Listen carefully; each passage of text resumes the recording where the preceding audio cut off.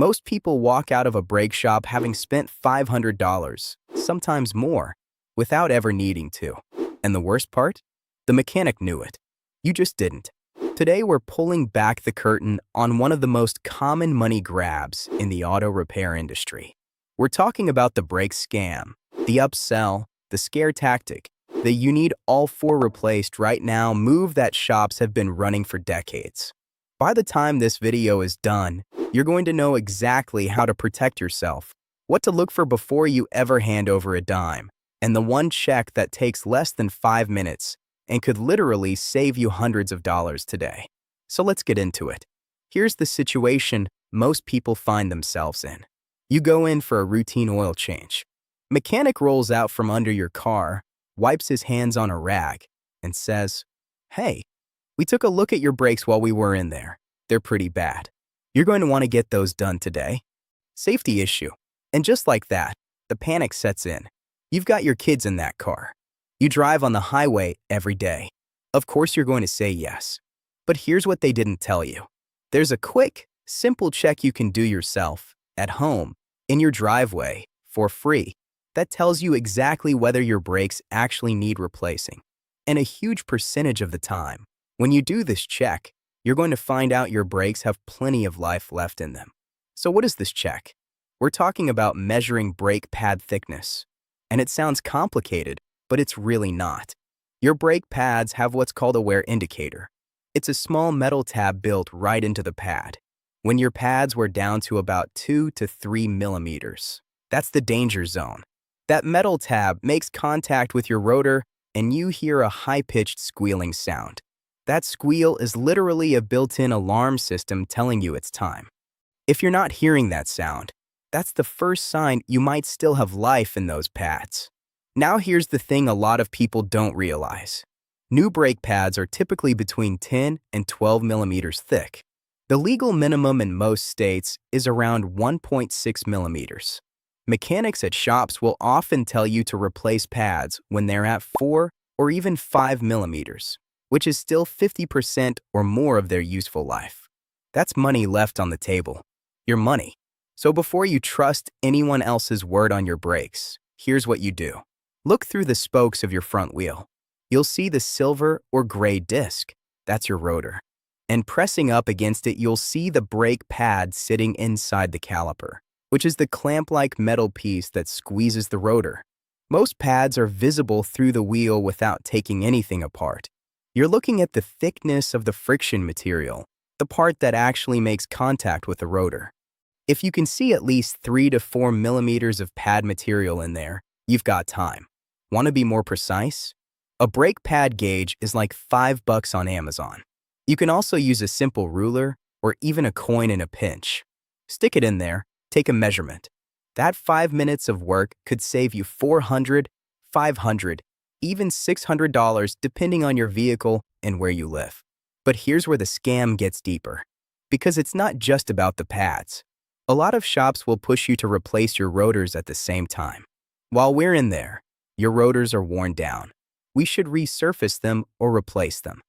Now, rotor replacement is sometimes necessary, but a lot of the time, rotors can be resurfaced or machined, which costs a fraction of full replacement. And in many cases, rotors don't need to be touched at all. Here's how you check. Run your finger along the edge of the rotor.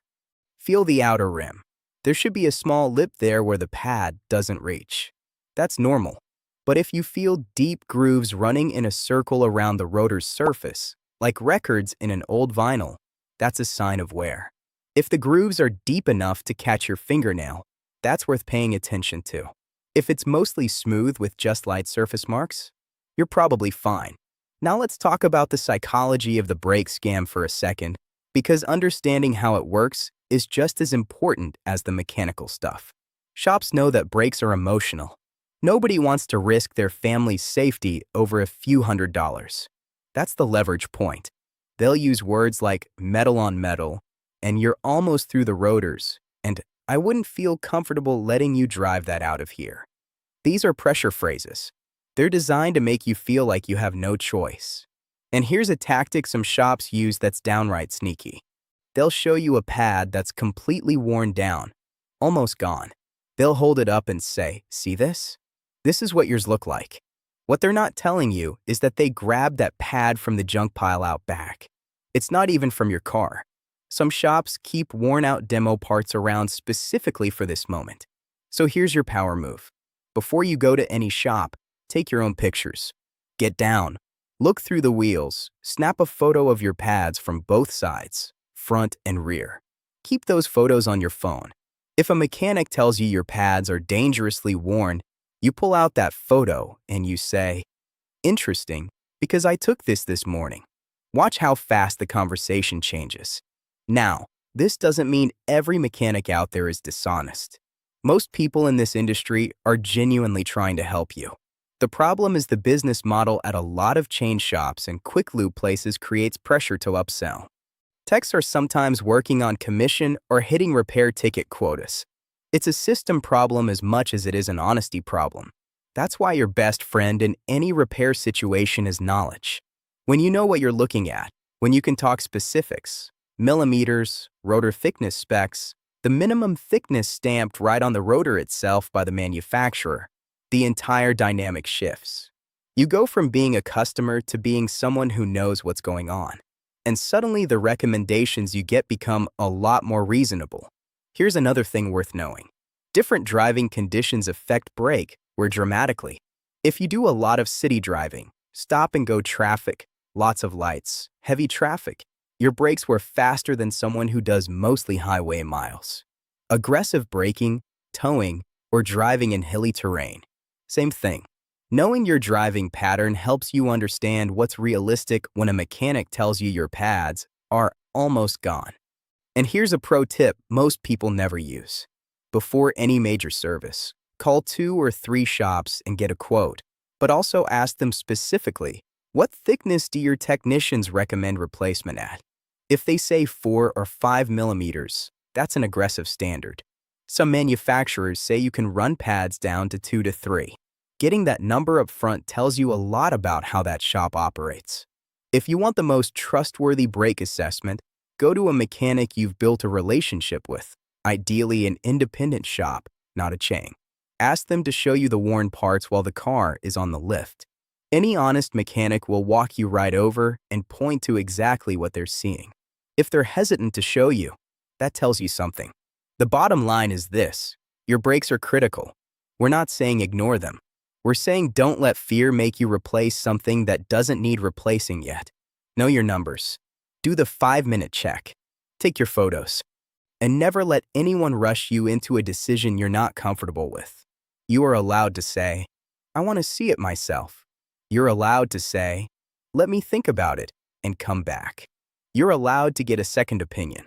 Anyone who tries to take those options away from you is not putting your safety first.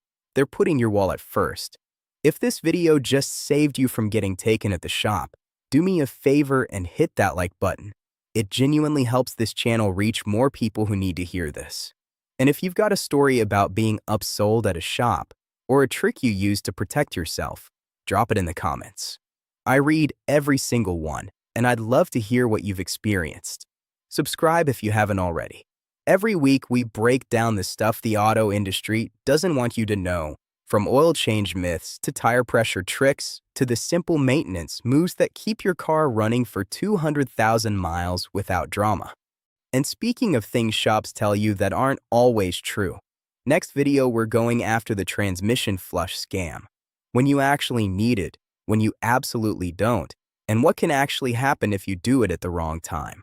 That one is going to surprise you. Don't miss it.